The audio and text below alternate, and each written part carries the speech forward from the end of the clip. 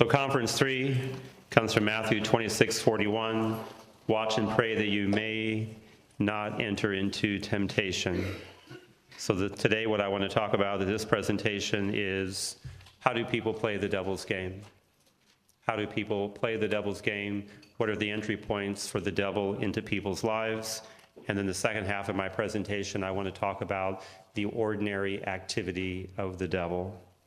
So when it comes to the extraordinary activity of the devil, I've identified 8 main ways that I believe that a person opens the doorway to evil in their lives. So these 8 examples are my experience over the past 15 years in doing this ministry. And these are not in any particular order, but again, these are the 8 main ways that I see people today giving the devil a foothold in their lives. So number 1, I would say, ties to the occult. So the word occult comes from the Latin word occultus. It means hidden or secret. It focuses on knowledge of the paranormal. Its basic root is that people want a glimpse into the future. It's associated with such things as palm reading, mediums, Ouija boards, tarot cards, psychics, pendulums, the practice of yoga, Reiki, crystals, magic, horoscopes, witchcraft, superstitions, and I would even mention knocking on wood. And you're thinking, wait a minute, what do you mean by that? You've seen that commercial where the insurance company says, stop knocking on wood? Every time I see the commercial, I'm like, they got it right. Does anyone know where the practice of knocking on wood comes from? It's a Druid practice. It's the belief that spirits live in the trees. And when you knock on wood, you're asking the spirit that lives within the wood to come to your aid and to grant your request. If you've ever knocked on wood, I don't think you're possessed. But the reason I share the example is how things of the occult can become mainstream in our society, and we do things that we don't really think about. So again, the notion of knocking on wood is calling upon the spirit to come to your aid. So all of these things that I just mentioned are practices that are condemned because they're a form of idolatry that violate the first commandment. We all know that nothing must ever take the place of God in our lives.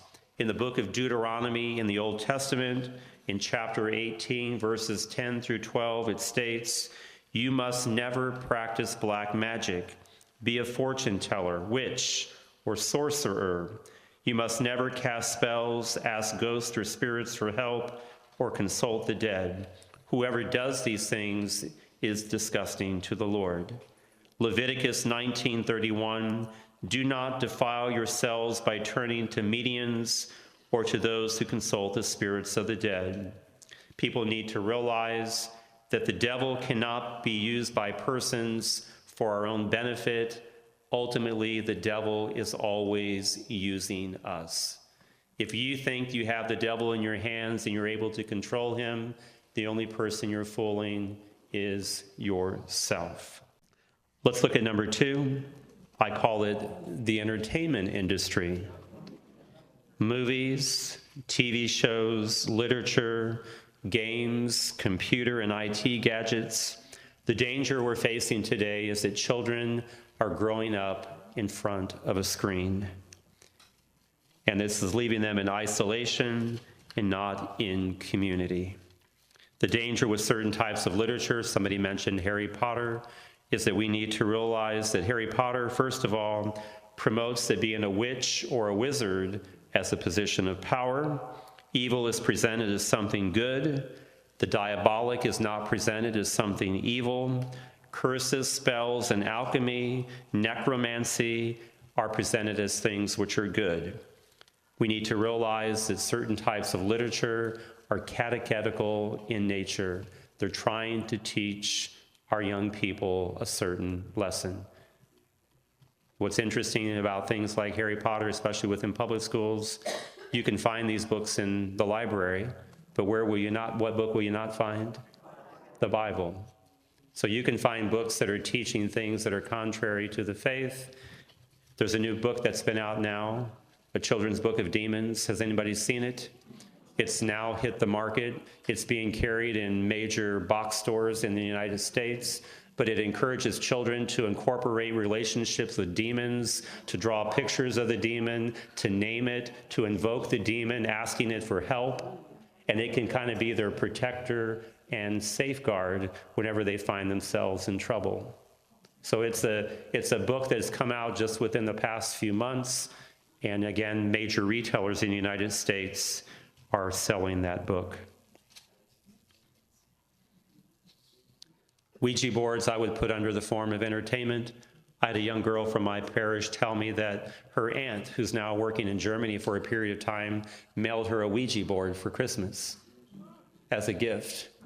The same aunt, she told me, that was so delighted to be in Europe that she traveled to Rome for midnight mass to be there with the Pope, and it was one of the highlights of her life. The same person who gave her niece a Ouija board as a Christmas gift. Children today play Pokemon. Does anybody know what the word Pokemon means? Pocket monsters. Pocket monsters. They all have different values and degrees. Think of the hierarchy of the angels, the hierarchy of the demons. So these cards have different values. And the danger is that it's introducing children again to demonic entities. A third entry point would be a curse. A curse is an opposite of a blessing.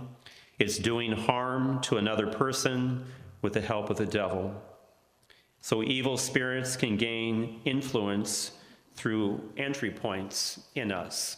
So the devil is always looking for a chink in the armor. Again, someone talked earlier about putting on the armor of Christ. But the devil is always going to look for a chink in the armor and see if he can break in. Curses are only effective if we are weak in our faith. We cannot control what somebody else is doing. They can wish us ill will. They can try to send evil forces against us. But as long as we're standing firm in our faith, then we have nothing to worry about. But the devil will look through a curse for any type of weakness in our faith, and then use that to try to destroy us. But again, the most important thing to remember, a curse is only effective if we are weak in our commitment to Christ. If we are strong in our faith, somebody is sending a curse our way. Think of Psalm 91. I need not fear the terror of the night, nor the arrow that flies by day. Why? Because we are protected by God. So if we are truly standing strong in our faith, somebody could send a curse our way, but the armor of Christ causes it to literally bounce off and not have any impact on us whatsoever. So anyone under the age of reason cannot bring evil upon themselves. God protects those under the age of reason. They cannot inflict evil upon themselves. The age of reason is the age of 7. That's why children make their first confession and first Holy Communion at that age. If they are being impacted by evil or if they've been cursed, then someone else bears the responsibility for that. So the next one I'll mention is a life of habitual sin. We all try to justify our actions rather than taking ownership. I always like to tell people, when God said to Adam, after he had sinned, Adam, what have you done? I always like to imagine what would have happened if Adam had said to God, I sinned and I'm sorry. But what did Adam do? The woman you put here, she made me do it. Eve, what did you do? Well, the serpent made me do it. We're always pointing the finger at someone else rather than taking responsibility for our own actions. So you think of a life of habitual sin, addictive behavior I would put in this category. And one of the most horrific addictions in the world today is pornography. Pornography. Children are now exposed to it at the age of 10. The age of 10. I've worked with a family whose 10-year-old son is addicted to gay porn. It's horrific to what children are being exposed to. Again, there's that apple with the bite out of it. We have technology at our fingertips, but again, we also have a lot of ugliness at our fingertips as well. Number 7 would be inviting a demon in, that someone actually is cultivating a relationship with the demon. I share with you, I think, the example of the old man who had no faith, who was nearing the end of his life, and he chose, when he said he died, that he wanted to spend eternity with the demons that he had befriended in this life. So again, cultivating relations with the demons, that's why I think there's a danger with books like, a children's book on demons. It's causing children to create relationships that can be very, very detrimental to them. And the last entry point would be broken relationships. We all deal with brokenness in our lives, but how we deal with that brokenness does seem to matter. So what's the key ingredient of being a Christian? When somebody has hurt us, we should forgive. Is that easy to do? Absolutely not. Rather than trying to forgive, what do people do? They want to seek revenge. They give in to anger, hostility. Those are the things that the devil can use as entry points into our lives. The best example of how a broken relationship can bring about the demonic into one's life comes right out of chapter 5 of Mark's Gospel, the story of the Gerasene demoniac.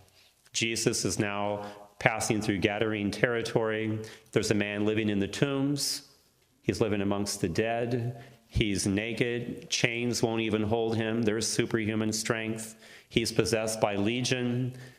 When Jesus begins to rebuke the demons, they ask to be sent into the swine. They race over the hillside, and they drown in the lake. Most people usually stop reading the story at that point. But the most significant thing, in my opinion, takes place at that moment. The man who's now free wants to follow Jesus down the road, but Jesus says to him, no. Now, how often does Jesus tell somebody not to follow him? Bells should be ringing, lights should be blinking, very significant moment. Jesus says, no, go home to your family. A man who was living amongst the dead, Jesus wants to put back amongst the living. One who's living in isolation, Jesus wants to put back into community. So in the world of exorcism, it's the brokenness that this man experienced in his family dynamics that ultimately led to the possession. Again, we all experience brokenness, but how we handle it does matter very, very seriously. So is there a way out of all of this mess? And the word is absolutely. The solution rests with each and every one of us. We have the power, because of our faith, to step out of the vicious cycle of evil that people find themselves in, and we can enter into a genuine relationship with Christ. So this is where the ministry of exorcism comes in, both supplicating and major prayers. Again, remember, supplicating prayers that are addressed to God, major exorcism prayers, those directed to the demons. So demons have power. They can only be defeated by power. Exorcism is an encounter with a power greater than the demon. And God is that power, and exorcism is the method for calling upon God.